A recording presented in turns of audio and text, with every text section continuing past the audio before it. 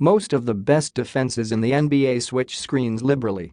In both conference finals series, who is guarding whom at the beginning of any possession doesn't matter much because screens will be set and defensive assignments will change on the fly, with the offense looking to get the opponent's weakest defender switched onto one of their best players. Defenses are generally willing to live with mismatches in order to stay in front of ball handlers and avoid having to help with extra defenders. If you start rotating, the ball can move faster than your rotations and eventually find an open man. If you can stay out of rotation, you can stay at home on shooters and force the opponent to play one-on-one, either on the perimeter or in the post. The Boston Celtics became the #1 defensive team in the league this season, largely because they added size at all three perimeter positions, enabling them to switch more often and more successfully. Even with their injuries, the Celtics have 6 very switchable defenders in their playoff rotation. As Philadelphia 76ers coach Brett Brown said in the conference semifinals, they got apples for apples on many different matchups. In Game 1 of the Eastern Conference Finals on Monday, PHL time, the Celtics were even willing to switch the 6'1" Terry Rozier, not one of those aforementioned 6 switchable guys, onto LeBron James. On some possessions, they tried to switch out of that mismatch before the Cavs could take advantage. Here's Al Horford trying to replace Rozier in the James matchup. On others, they had to send a double team. The Cavs got some open shots out of that mismatch, but missed some of those open shots and maybe didn't attack it enough. And for the most part, the Celtics were able to keep James away from the basket, which is, obviously, priority no. When playing the Cavs, James entered the conference finals having averaged 14.4 points per game on 77% shooting in the restricted area through the first 2 rounds of the playoffs. The 14.4 was tied with his 14.4 in last year's playoffs for the most he's averaged in the restricted area in any postseason or regular season. James' jumper, meanwhile, has been erratic in these playoffs. He shot well from mid-range, but just 15 for 52, 29%, from three-point range over the first 2 series. In only 3 of his 11 playoff games had he shot well from outside the paint. Against the Indiana Pacers in the first round, he was 9 for 14 from the outside in Game 2 and 8 for 14 in Game 7.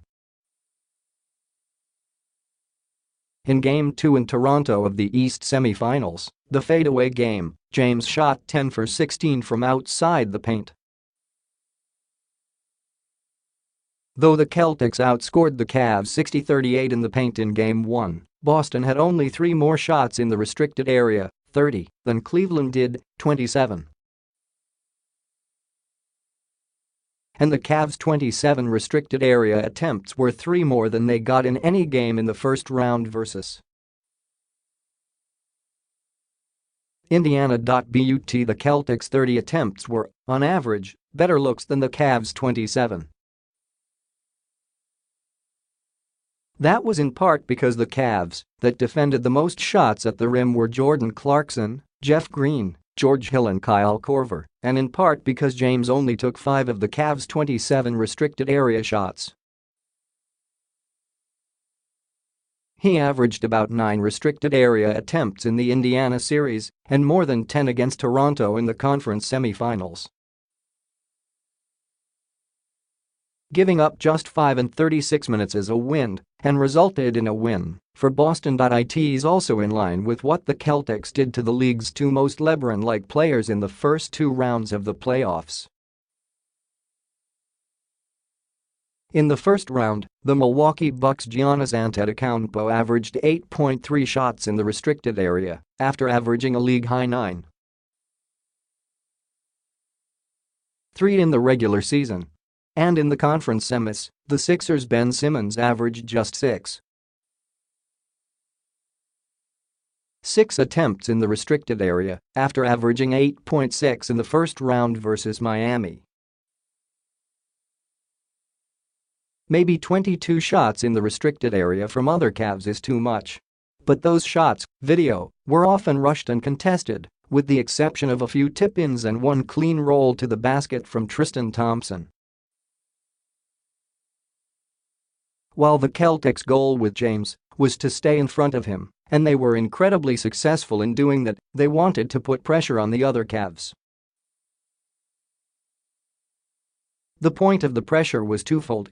First, it was to make the Cavs uncomfortable in trying to run their offense, to push their actions away from the basket and deeper into the shot clock. Second, it was to force the other Cavs to put the ball on the floor. We speed 'em up, Celtics forward Marcus Smart said after practice Tuesday, PHL time. When we pressure, it's hard for them to get to their spots. It's hard for them to get into their stuff. Then it just causes a rushed shots that they're probably not used to taking. Really, now that Kyrie Irving is on their side, there isn't a Cavalier not named James for the Celtics to be afraid of off the dribble. Here's Aaron Baines willing to jump out high on Rodney Hood after a handoff. Baines stuck with Hood and contested his shot at the basket. There was more of the same from almost every Boston defender. In addition to their switchability, the Celtics were the league's No. 1 defense because, whether they switched or not, they were able to stay in front of opposing ball handlers as well as any team in the league. The Cavs should get a much more aggressive James in Game 2 tonight, Wednesday, PHL time. They'll surely try to attack the Rozier mismatch more than they did in Game 1, and they'll likely make more of the open shots that mismatch produces. But other than James or Kevin Love versus Rozier, there's not much for the Cavs to take advantage of in this series. If the Celtics can continue to keep James away from the basket and force his teammates to put the ball on the floor, they'll continue to look like the best defense in the league.